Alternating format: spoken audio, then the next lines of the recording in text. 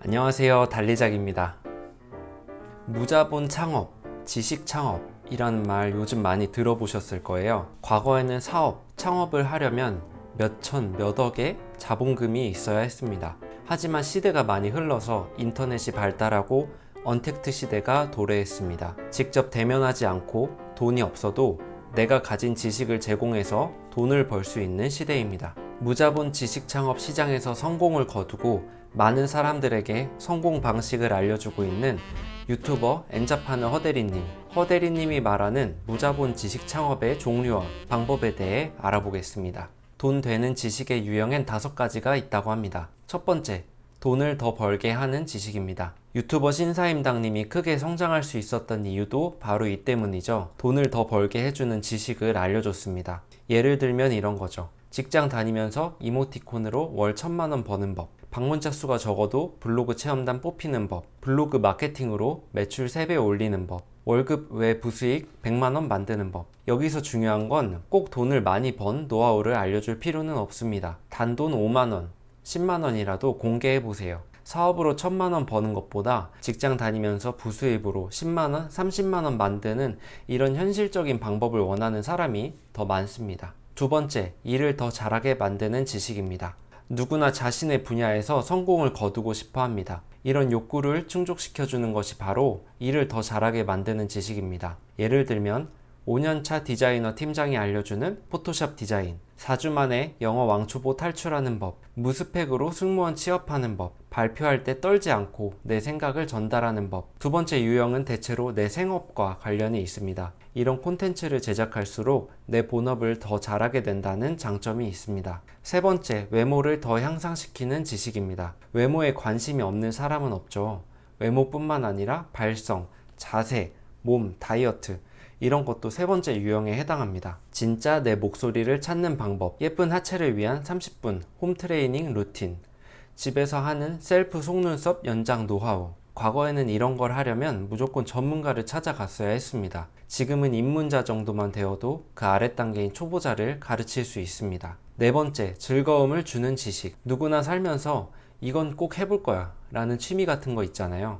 예를 들면 몸치도 2시간 만에 마스터하는 K-팝 댄스, 대형 기획사 보컬 트레이너에게 배우는 보컬 클래스, 인스타그램 감성 사진 찍는 법. 세 번째 유형에서도 말했듯이 꼭 전문가만 이런 걸 가르칠 수 있는 게 아닙니다. 오히려 전문가는 초보자들을 가르칠 때 난이도 조절에 실패해 어려울 수 있습니다. 초보자를 거쳐 입문자만 되더라도 초보자 입장에서 이해하기 쉽게 알려줄 수 있습니다.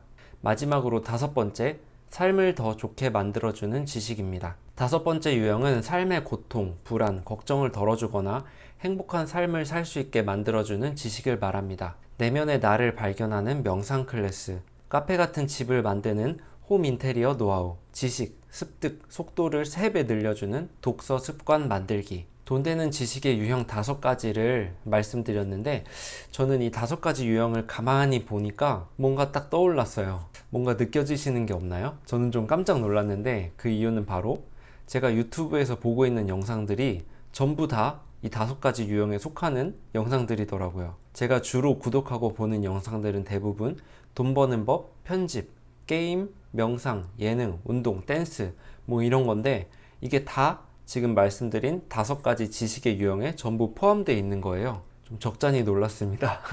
역시 잘 되는 콘텐츠는 다 이유가 있구나 라는 생각이 들었습니다. 무언가를 시작할 때 나를 가로막는 제일 두려운 말이 있다면 저는 이거라고 생각해요. 내가 뭐라고? 내가 뭘 한다고? 전문가가 이렇게 많은데 내가 어떻게 해? 근데 난 전문가가 아니라서 못해 라고 생각하지 마세요. 반대로 난 입문자니까 처음 시작하는 초보는 가르칠 수 있지 않을까? 라고 생각해 보세요. 그리고 또 한 가지, 처음부터 완벽할 수는 없습니다. 물론 저도 그렇습니다. 뭔가 새로운 걸 시작할 때 항상 철저하게 준비해서 하나도 틀리지 않고 완벽하게 강의를 해야 한다고 생각을 해요. 내 부족함이나 내 모자람을 들키고 싶지 않은 그런 심리 때문이지 않을까요? 하지만 이런 전자책 출판이나 강의를 한다고 몇 날 며칠을 집에서 스크립트와 씨름을 하고 나 혼자서 막 열심히 말하고 연습한다고 해서 베스트 작품이 탄생할까요? 내가 진짜 실수를 안 할까요?